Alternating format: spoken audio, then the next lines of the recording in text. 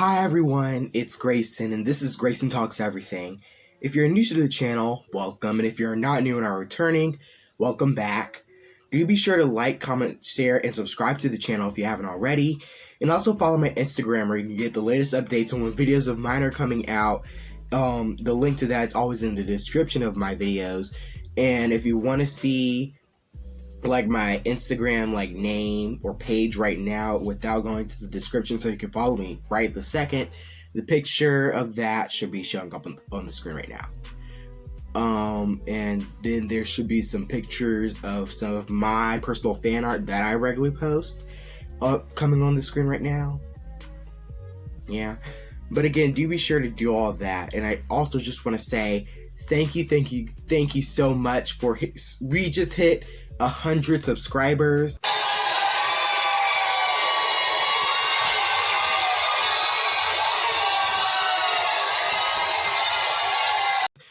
I couldn't have done it without you guys. You guys are amazing.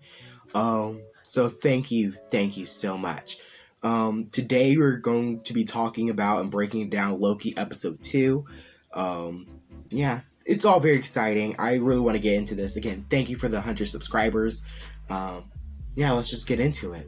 Loki episode 2 has just created the multiverse of madness, paving the way to Doctor Strange 2. The MCU embraced the concept of time travel in Avengers Endgame, but that film wasn't too clear about its model of temporal mechanics. In fact, even the writers and the directors disagreed about how the time travel worked in the MCU. Amusingly enough, it has fallen to Loki, a Disney Plus TV series starring Marvel's most chaotic individual, to explain just how time works in the MCU and to set up the multiverse of madness ahead of Doctor Strange 2. It has done so by introducing the Time Variance Authority, an organization dedicated to policing what they call the sacred timeline. According to the TVA, the timeline is naturally chaotic, with countless moments, so-called Nexus events, capable of creating a whole new branches of reality. This led to the creation of the first multiverse, but when some of the timelines became aware of one another, the result was a multiversal war. When this interdimensional conflict was over, three powerful entities known as the Timekeepers emerged in an attempt to bring an end to the chaos. They ensured there is only one single timeline, using the TVA to destroy branches and prevent a new multiverse from developing. It was always clear the Timekeepers and the TVA were destined to fail, simply because Marvel is working on other multiversal stories.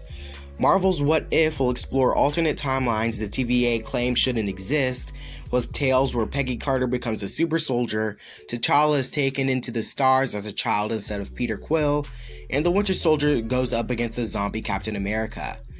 What's more, the Doctor Strange sequel, officially called Doctor Strange in the Multiverse of Madness, which pretty much seals the deal. But Loki is moving quicker than anyone could have expected, with a multiverse of madness created by the end of episode 2, by a variant of Loki no less. A time-traveling variant of Loki has been causing major problems for the TVA, setting up minor Nexus events so she can ambush their field agents and steal their reset charges they use to destroy branches in the timeline. This variant left a clue in France in 1549, an anachronistic piece of kablooey bubblegum that ultimately pointed to the TVA to their hiding place at Roxcart facility at Heaven Hills, Alabama in 2050. She correctly realized she could hide from the TVA in a place that was about to be destroyed, because none of her actions there would generate a branch in the timeline. But of course, the bubblegum was a trap, a way of drawing out the TVA and their own Loki. The TVA thought Lady Loki had only accumulated 6 or so reset charges, but they had seriously underestimated this ruthless Loki variant. She collected at least a dozen or more, and set portals to transport them throughout the timeline when she was ready.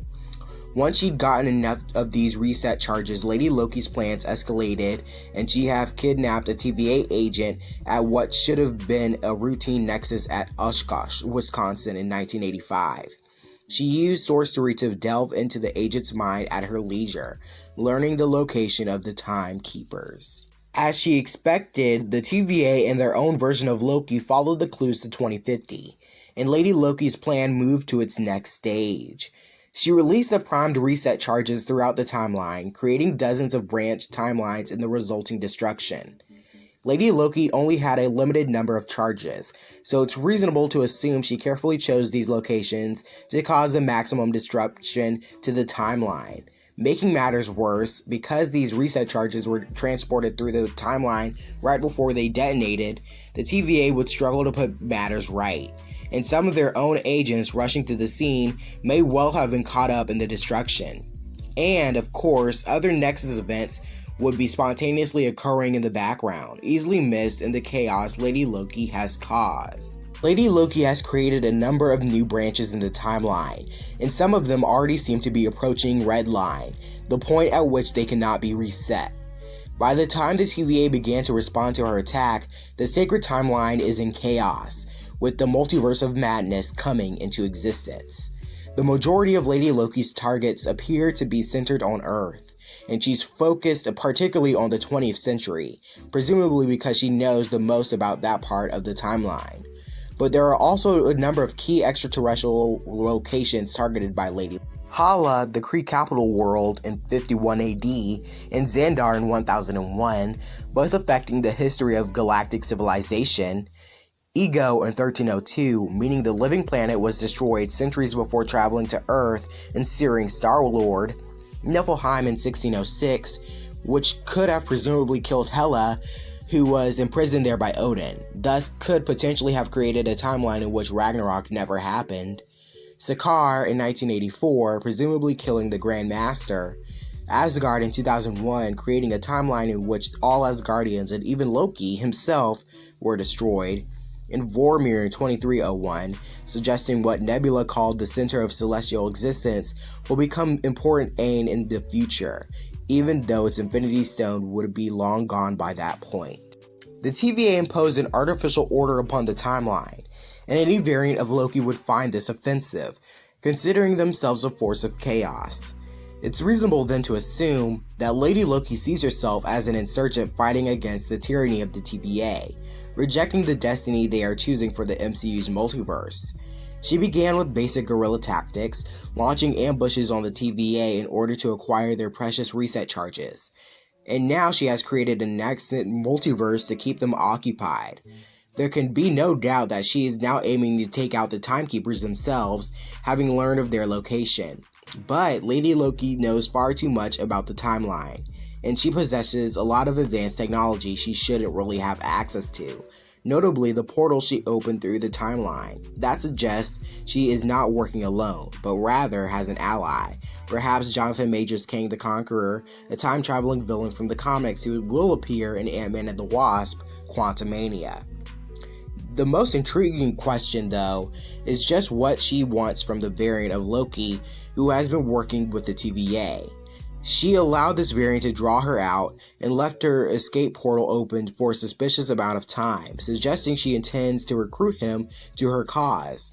It will be interesting to see whether she succeeds or not, and whether the TVA soon find themselves dealing with two rogue variants of Loki rather than one.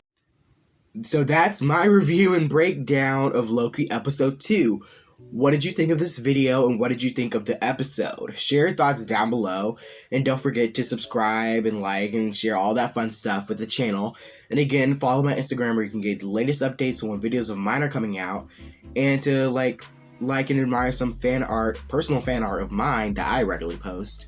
The link to that's always in the description. And again, thank you guys so much for 100 subscribers. Again, I couldn't have done it without you guys. You guys are all great. I love you guys.